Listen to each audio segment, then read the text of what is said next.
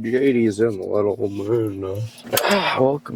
Welcome to the video. Welcome to Wednesday training. Nice, easy training. Last training before we leave. Competition tomorrow. The big old Grizzly comp. Yeah.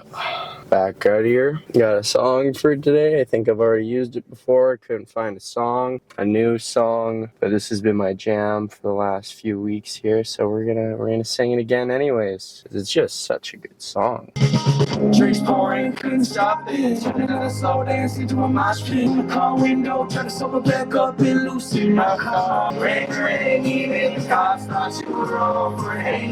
Holy shiz, that's a good song. Just doesn't get old either. Been listening to it like every day for a good month at least. Oh, I put it in pretty much every other video I'm doing handstand conditioning, you know, and I'm mic'd up. And I got my AirPods in. I'm always just singing it. But yeah, we're off to the gym for one of one trainings today. That's right. Only one training. One very simple training. Pretty sure the title of the video probably just says basics or something, because I just plan on doing like what I do every day before I leave for a comp. Go to the floor, you know, do my presses, do some handstand conditioning stuff, and like that's it. That's about the gist of it. And then I'm gonna just stretch again for like a good hour like I did yesterday. And then we got my massage after training. I'm just gonna be ready to rumble for the next 3 days. But yeah, as long as everything's, you know, feeling good for the next 3 days, it's gonna be slice of cake. Okay, pretty easy. That's why I like to train so hard and do all 6 events, because when it comes comp time now, it's like vacation. Because training, it's like first training, handstand conditioning, vault, landings, doing extra vaults, plus a little ab workout. Then we do second training and we do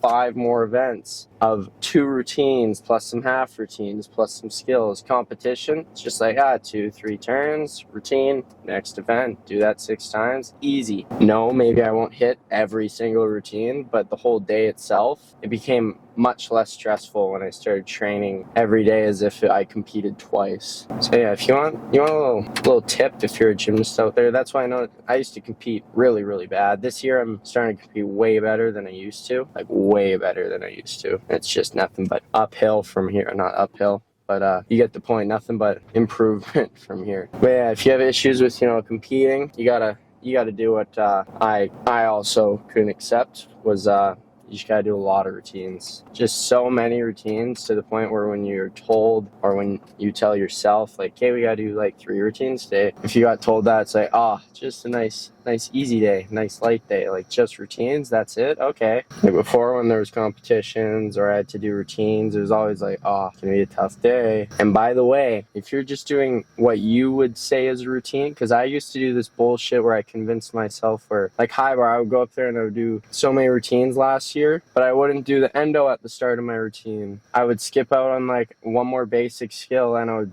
tell myself like, oh yeah, that was routine. That was like that's pretty much routine. All I was missing was the endo. But it makes such a huge difference, just that one little skill. Because the second I finally started consistently adding that endo at the start of my routine it changed the way I would swing into my stoop half, which changing the way I swing into my stoop half would change the way I connect my Gaylord from the stoop half, which essentially changes the whole routine, because then I caught the Gaylord a little off.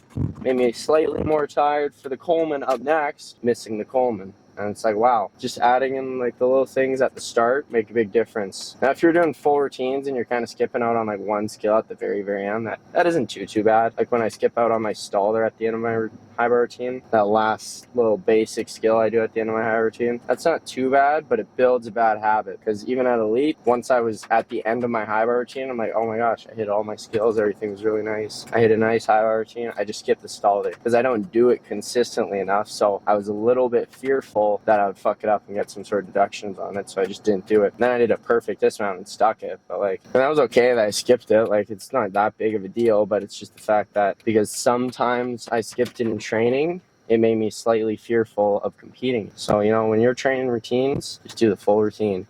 Even if you train full routines and you fall like 50 times. See, like I've always had that mentality with pommel, but a little bit less on the other events, because the other events are more demanding on your body and mentally. So I always didn't do as many routines on the other events as I did on pommel. But not this year. This year changed. I brought my pommel mentality to all the events and just did an absurd amount. Except floor. Floor hurts way too much. That's just, I still do a fair amount, I would say, of routines, considering how much floor just destroys me. But yeah, if you have issues with competing, my biggest tip would be to just do so many routines to the point where a competition is, you view it as like a vacation, as fucking a free week off of training.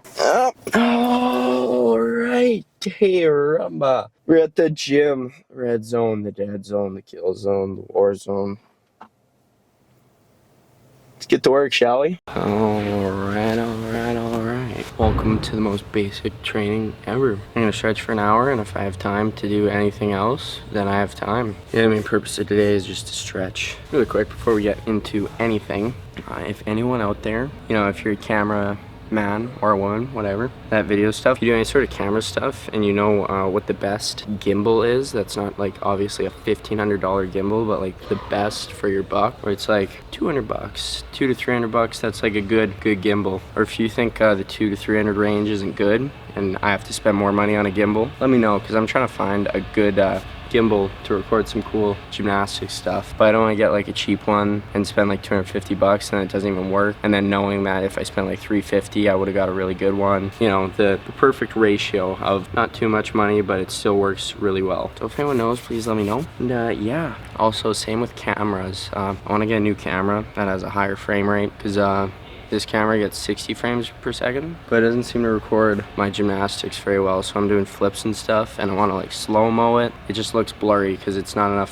high enough frame rate. So it just looks bad. It doesn't look very aesthetic. So yeah. All right, now for the stretching. I'm gonna just time lapse this for you guys. If I talk occasionally, I'll put that in then.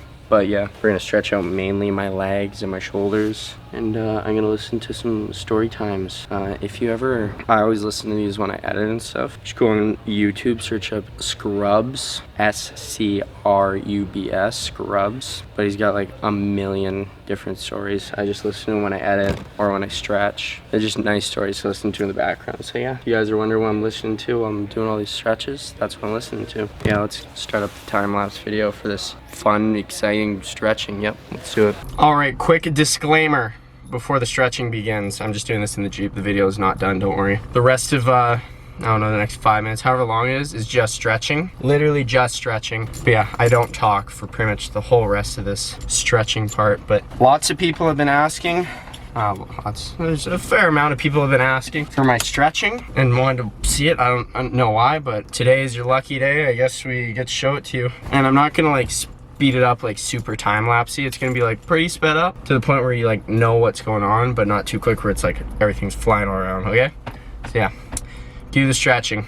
Enjoy. It's gonna be the angle, just so I don't have to move the camera around.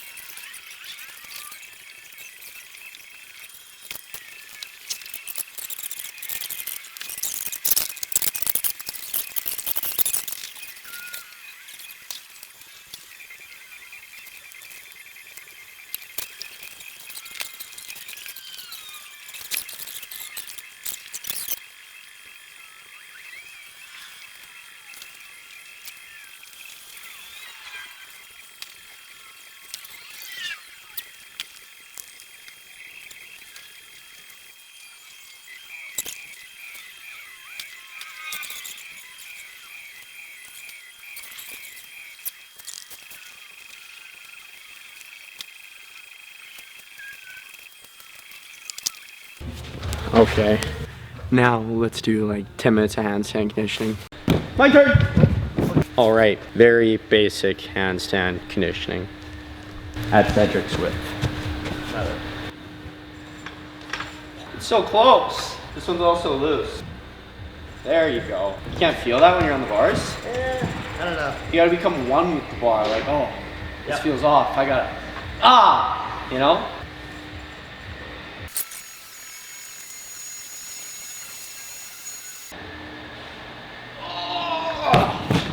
Are you ready? All right, it's just me and Cedric in the gym here. We're gonna put some pressure on him. I'm gonna record his next P-bar routine, whether it's good or bad. It goes in the video, so everyone's gonna be watching, everyone's gonna be judging. Okay. This will be the one you compete, okay? Yep. Pretend it's the comp one. All right, everyone judge, comment, and let me know how good you think this routine is. You got present and everything, okay? Whenever you're ready.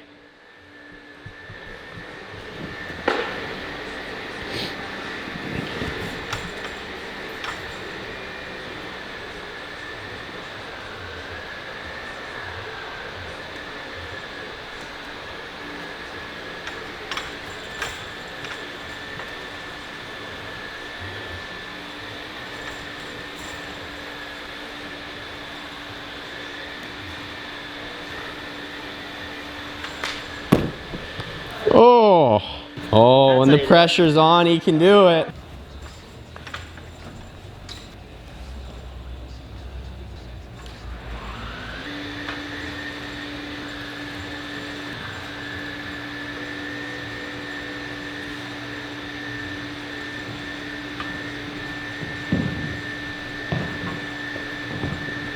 Oh, I'm so dizzy.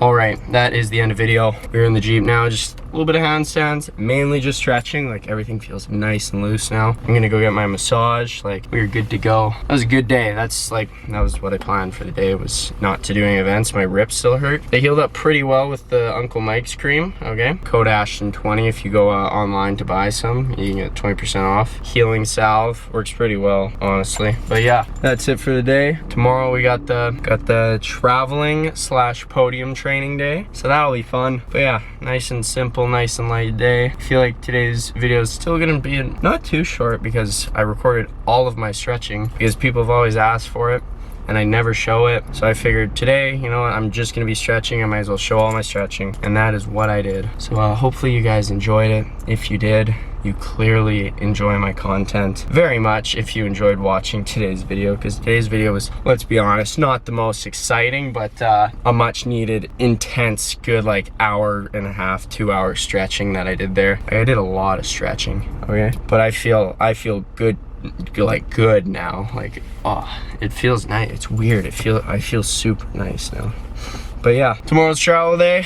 That's it for today's video. If you watched the full video and enjoyed it, glad to hear that. If you watched the full video, let's comment the word cat, because that's just 3 of the letters on the license plate over there. C-A-T, cat. Okay, I love you.